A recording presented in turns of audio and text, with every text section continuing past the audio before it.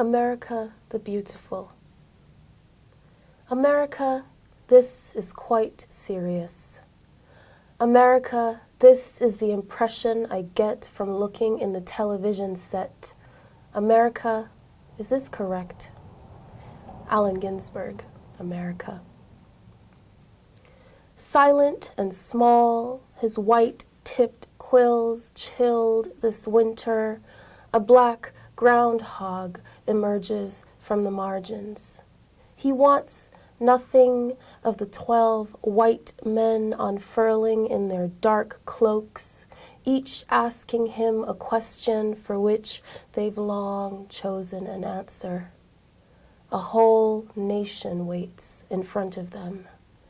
Like his fathers before him, he is a footnote on the year like a hanging nail, no different than my wild branch of blackamoors, cousins and uncles. My brother, dark and beautiful, marking X's in his almanac. But the morning crowd, who must be drunk this February, are swaddled in a year's worth of our island clothes, Midwest heavy with hope, or whatever drags them out of bed to brandish signs, spit and call, their worn breaths misting each word's urgency, heart's compass frozen, directionless. Who knows the dull rush of seasons here, the secrets of the finches? Ask the women in the picture box who now squeeze through the thin mirror of Hollywood to swoon in Technicolor, lips that crime scene red. Even the birds make gowns for them. Slurping at their cocktails for the last scraps of pomegranate, the wet privilege of their summers, their perfect skin, only a Disney effect. Camouflaged in witchgrass, small featherwork of children. Oh, to be hungry and to be in. My foot slips like a baby's in this glass slipper of desire, while Phil dreams of hurricanes all winter, his dark mind obscuring. The humans boo for a whole minute, hurl obscenities at him who, quivering and illiterate, has done nothing but survive in his pine box and tried to understand his name. But every night in America, my brother is a criminal, gunned down for his clothes when he is not being shunned for the shadow of his face. Even the weatherman is in a rage, his blonde fringe frosting in the falling snow. He is telling us of deer dying off in Montana after their hooves have made a perfect spiral in the grass, tufts of cotton caged in the thorn of each antler, stiff with the blood of too many of us. We have no words for how we dream to die young. Dream to wake up one morning and learn there will be an early spring. But how many ways can we reinvent violence? I hold this winter in my mouth like a pearl. Thank you, Safiya, for reading your poem, America the Beautiful, from your new book, Cannibal. This is definitely one of the most overtly political poems in the book, referencing the arguably state-sanctioned violence against people of color in the U.S. that's become more widely visible in recent years. Was there a particular instant of violence that compelled you, or multitude of instances? That's a good term for it, the multitude of instances of violence. I think America itself is a country that's built on violence. It's been increasingly visible in the media, what's been happening with the deaths of Black and brown bodies and the criminalization of our bodies, but it's certainly not new. the poem is talking about a little bit about the history of America's relationship to this kind of violence, but also how easily the media switches between, you know, our pop culture interests alongside these very morbid and macabre things that have been happening for centuries. As somebody who is not American, I spent a lot of my life watching American TV from a distance, and often with curiosity and with incredulity. And the groundhog, for certain, was one of those things where I couldn't quite understand how people carted out this groundhog and then waited for him to say whether there was going to be 6 months of winter or 6 months of spring. And then once I had seen it on TV, I saw a clip where the groundhog saw his shadow, so that meant there was going to be winter. And all the people gathered there started booing the creature. And I was just like, this is peak America. Like, I couldn't have made it up. I couldn't imagine anything stranger than this. Yes. And so for me, it became indicative of this this American sensibility of like not just otherizing, but the strangeness of your rituals, which sometimes tend towards violence. I love that connection that you draw between the patriarchy, the white patriarchy in particular, and Groundhog Day. It's a very serious subject, but it just kind of made me laugh because it's so ridiculous. Yeah.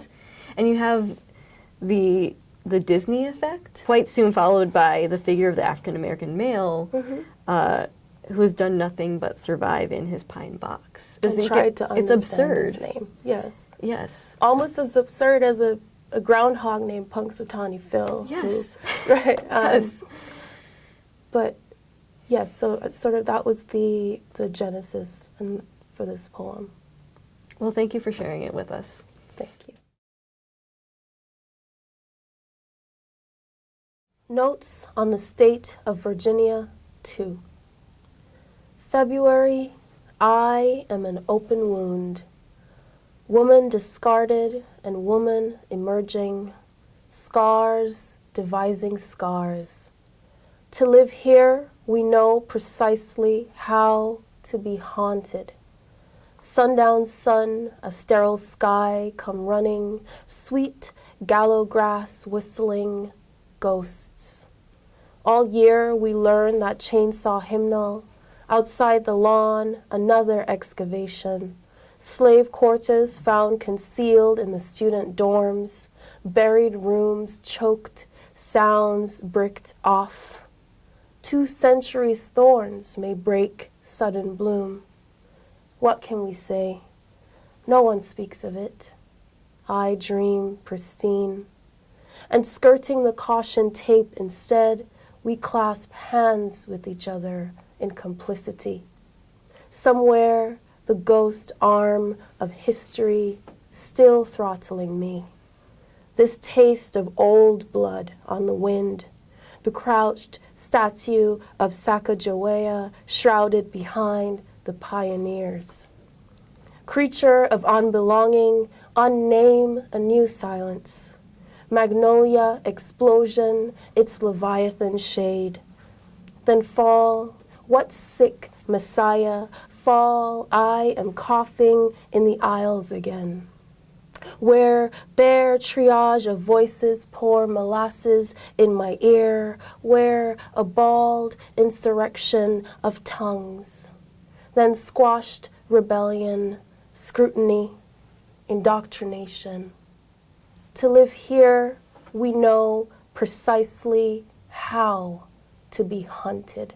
I think you say in the notes in the back of the book that the title comes from a work by Thomas Jefferson? Yes, he has a text of the same name, Notes on the State of Virginia. So I'm wondering if you can tell me a little bit about that piece of his writing and how it came to inform your own, or particularly this poem. I lived in Charlottesville, Virginia for 2 years while I was getting my master's degree, and I don't know if you've been to Charlottesville or you know too much, but Charlottesville sort of exists in the shadow of Monticello, in the shadow of Thomas Jefferson, still a figure that looms very large there, particularly at the university, where students actually refer to him as TJ.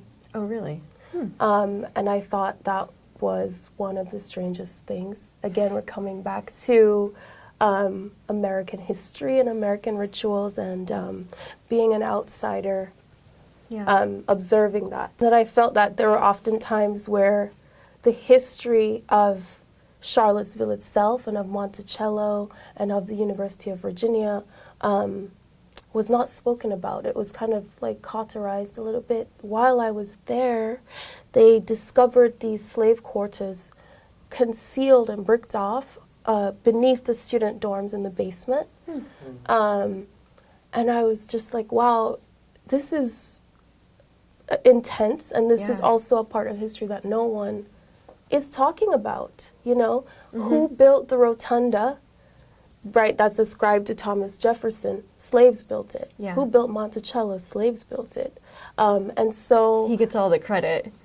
Right. And so for me, I found this very macabre hero worship of this, you know, founding father figure to be very strange, and it was something that I wanted to confront as I was living there, and confront on the page.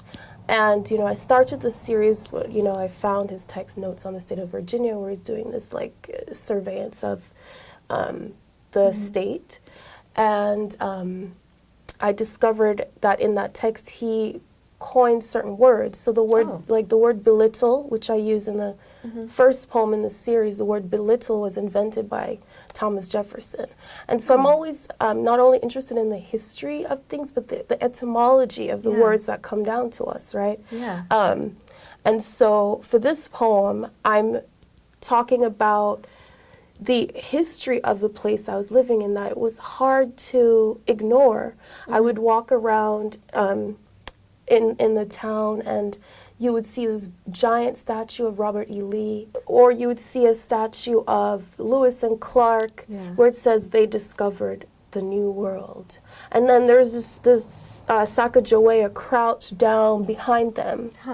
And I was just like, this is all so odd. Especially because we know they didn't discover. We know. It's 2017, we know. You know, and it's only now in the last 2 years, I think the University of Virginia has actually now started putting on their website about the history of the slaves who built the university and who accompanied students who lived along the lawn, right? And that's where the slave quarters were, and someone in the 70s had decided to just brick it over, and therefore the history would be silenced. So, yeah, that was sort of, you know, where I was, where my mind was roaming when I started writing this series, and this poem in particular is about, you know, these slave quarters and the macabre history of the town. The chainsaw hymnal that we learn. Yes. Well, thank you for talking about this poem. Thanks. And reading it.